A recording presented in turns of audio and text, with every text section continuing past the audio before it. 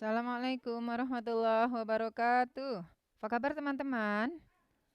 Ya, alhamdulillah kita bisa berjumpa kembali dalam video pembelajaran kita tema 3. Tema 3 kali ini judulnya adalah peduli terhadap makhluk hidup. Tujuan pembelajaran kita agar kalian mampu menjelaskan karakteristik ruang dan pemanfaatan sumber daya alam di lingkungan sekitar dengan benar. Yang kedua, kalian bisa menyajikan informasi tentang karakteristik ruang dan pemanfaatan sumber daya alam di lingkungan sekitar dengan terperinci. Baiklah, kita akan belajar atau mempelajari tentang cicak ya. Tahukah kamu bahwa hewan yang berbeda mempunyai tempat yang berbeda pula untuk hidup? Di sini ada gambar cicak. Ada gambar apa teman-teman? Kelelawar dan satunya adalah bunglon. Nah, mereka tentu saja hewan yang berbeda-beda. Ya, kita ingin mempelajari karakteristik atau ciri-ciri dari masing-masing hewan tersebut.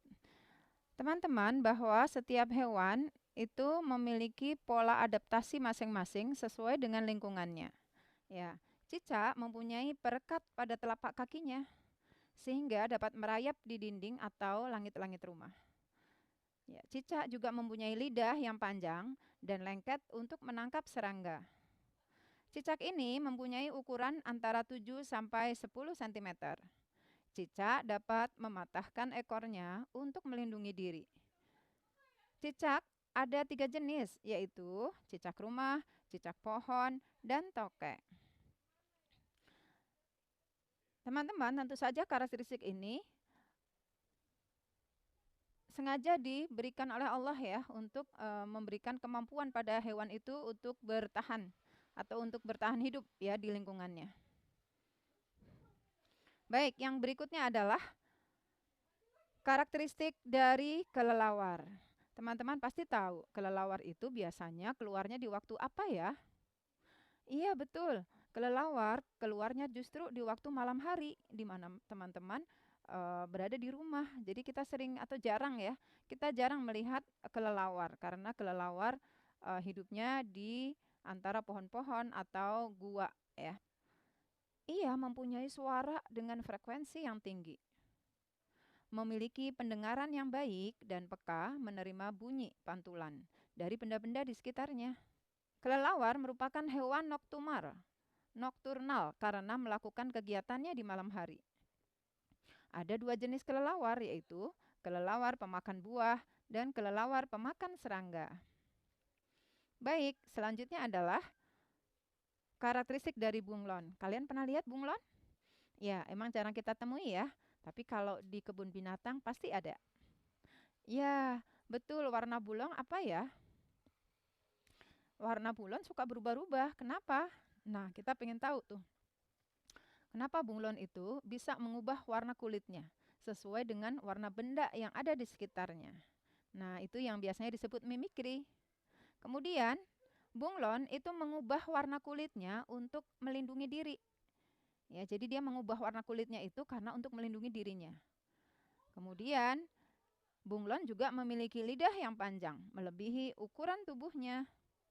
Kan, sekarang kita pengen tahu nih, pasti ada banyak ciri-ciri dari hewan-hewan di sekitar kalian, ya. Yang pertama adalah ayam, ya, bebek, kucing, dan ikan. Nah, bagaimana kita pengen melihat karakteristik dari tempat hidup dan ciri-ciri yang khas dari 4 binatang tadi. Kita lihat video berikut ya. Identifikasi yang pertama adalah ayam, adik-adik. Ya, ciri-ciri khusus yang dimiliki ayam adalah 1. Memiliki paruh panjang dan runcing digunakan untuk mengambil makanan. Ayam termasuk pemakan segalanya atau omnivora. Ciri-ciri khusus yang kedua adalah ayam memiliki cakar panjang berfungsi untuk mengais makanan di tanah yang juga suka menggorek-ngorek tempat sampah. Ciri khusus yang ketiga yang dimiliki ayam adalah Ayam memiliki bulu yang berfungsi untuk melindungi diri dari hawa dingin adik-adik. Hewan yang berikutnya yang akan kita identifikasi ciri khususnya adalah bebek. Ya, paruh bebek berbentuk sudu untuk memudahkan bebek dalam mencari makanan di lumpur. Kemudian, ciri khusus yang kedua dimiliki bebek adalah bebek memiliki leher panjang yang berfungsi memudahkan dalam mencari makan di air. Ciri khusus berikutnya yang dimiliki bebek adalah kaki bebek berselaput untuk memudahkan bebek dalam berenang dan berjalan di atas air ataupun lumpur. Kucing. Ya, yang pertama, kucing memiliki mata yang tajam, berfungsi untuk mencari makan di malam hari.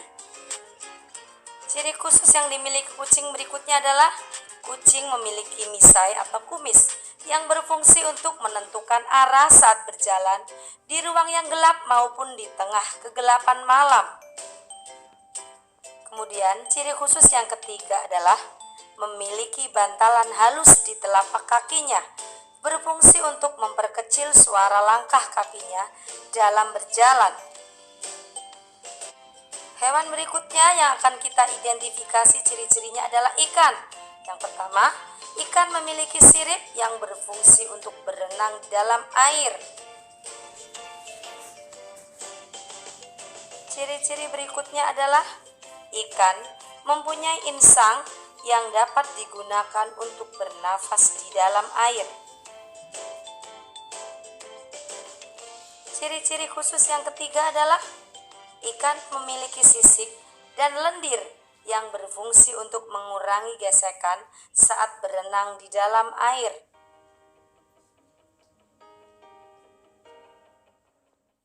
Apa saja sih yang bisa dimanfaatkan dari hewan berikut ini? Ya, betul. Semua ciptaan Allah itu sesungguhnya diperuntukkan untuk kita, untuk manusia. Ya, sehingga nggak mungkin ada yang sia-sia. Semuanya pasti bermanfaat buat kehidupan kita. Nah, contohnya adalah ayam. Ayam manfaatnya untuk apa ya, teman? Iya, betul. Ayam yang pastinya adalah untuk kebutuhan makan kita. Ya, dia sumber protein hewani. Ya, dagingnya bisa kita makan, kemudian telurnya juga bisa kita makan sebagai sumber protein hewani. Nah, kemudian yang lainnya adalah ikan ya. Ikan manfaatnya buat apa ya, teman-teman? Iya, tergantung ikannya nih. Ya, kalau di sini ikannya kebetulan ikan hias ya.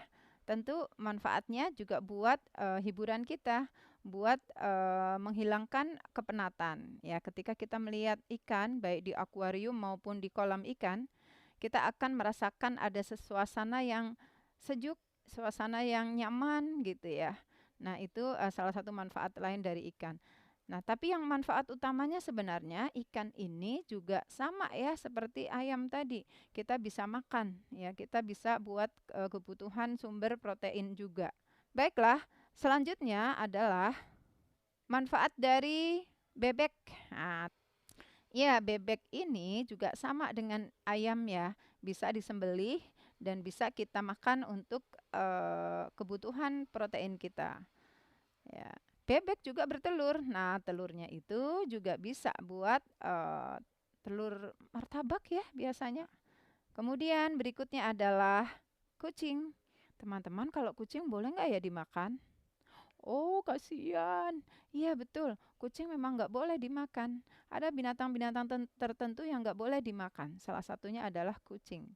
Nah, kucing ini hanya bisa kita manfaatkan untuk bermain, untuk pemandangan di rumah kita. Kita bisa pelihara dengan baik, ya, bahkan kita bisa berteman dengan dia. Ya, dia menjadi hewan peliharaan yang sangat lucu dan menghibur.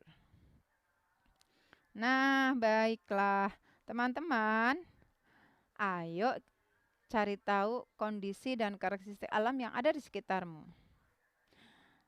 Teman-teman, kalian perhatikan ya suasana atau lingkungan yang kamu alami, ya, di darat, di laut, ya. Nah, di sana ada binatang-binatang apa saja yang ada di sekitarmu. Ya. Jadi tugasnya adalah kalian mengamati apa saja yang cocok, binatang yang cocok hidup di wilayah tersebut, ya, hewan yang cocok hidup di wilayah tersebut. Kemudian yang berikutnya kamu kelompokkan ya hewan tersebut berdasarkan karakteristik tempat hidupnya. Ya, tugas ini kamu bisa menggali informasinya dari berbagai sumber. Ya, bisa dari buku perpustakaan, kemudian internet, dan juga narasumber. Kemudian silahkan kalian tulis hasil temuanmu itu pada kolom halaman 81 ya di buku tema 3, di subtema 2, dan di PB 5. Ya, cukup diklik saja di GCR. Selesai. Kalian setelah belajar hari ini dan mudah-mudahan bermanfaat ya. Dari Bu Alfa cukup sekian. Assalamualaikum warahmatullahi wabarakatuh.